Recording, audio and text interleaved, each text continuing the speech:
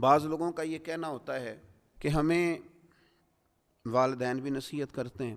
اور school college میں ادارے میں جاتے ہیں تو وہاں اساتذہ بھی ہمیں نصیحت کرتے ہیں، بالخصوص طلباء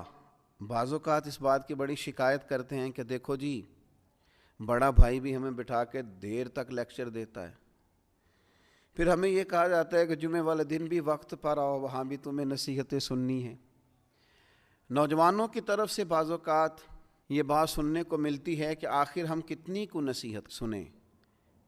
ہر آدمی ہمیں سمجھا رہا ہے، ہر آدمی ہمیں لیکچر دے رہا ہے، ہر آدمی ہمیں اپنے تجربات سے آگاہ کر رہا ہے، تو آخر ہم کتنا کو اس لیکچر کو سنیں، یہ بعض اوقات وسوسہ آتا ہے۔ تو پہلی بات تو میں یہ عرض کروں گا اپنے ان نوجوان دوستوں سے اور اسٹوڈنٹ سے اور جن کو نصیحت کی جا رہی ہے کہ میں بڑے انشراح صدر سے آپ کو عرض کرتا ہوں کہ آپ خوش نصیب ہیں کہ آپ کو بہت سارے سمجھانے والے ملے ہوئے ہیں۔ کم نصیب ہوتا ہے وہ شخص جسے کوئی سمجھانے والا نہیں ہوتا۔ اور پھر کبھی آپ نے دیکھا ہے زمین کو اس میں ہل چلایا جاتا ہے، بیج بو دیا جاتا ہے، فصل اگاتی ہے، اس فصل کو کاٹ کے پھر سے بیج بویا جاتا ہے اور پھر سے فصل اگتی ہے اور پھر سے اس زمین کے سینے پر ہل چلتا ہے۔ وہ کتنی ہی فصلیں دیتی ہے، وہ کتنے ہی درخت اگاتی ہے، وہ کتنا ہی انسانوں کا، جانوروں کا فائدہ کرتی ہے، کتنے ہی لوگوں کو غذا اور خوراک مہیا کرتی ہے، لیکن کبھی یہ نہیں کہتی کہ آخر میں کتنا کو ہل چلاؤں گی، میرے اندر کتنا کو بیج بویا جائے گا۔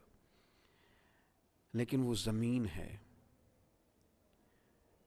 اس کے سینے کو اللہ نے اتنی وسعت دی ہے کہ ہر آنے والا بیج اپنے سینے میں قبول کرتی ہے،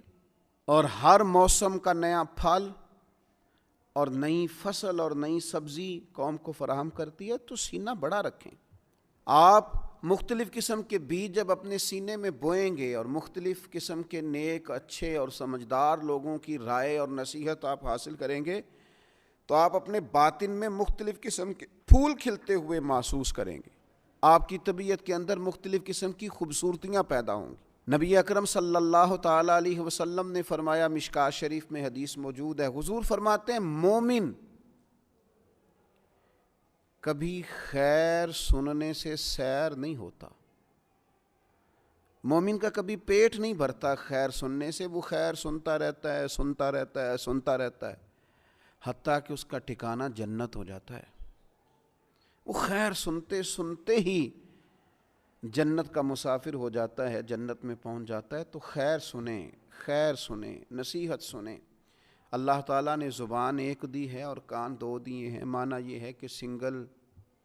بولا جائے اور ڈبل سنا جائے۔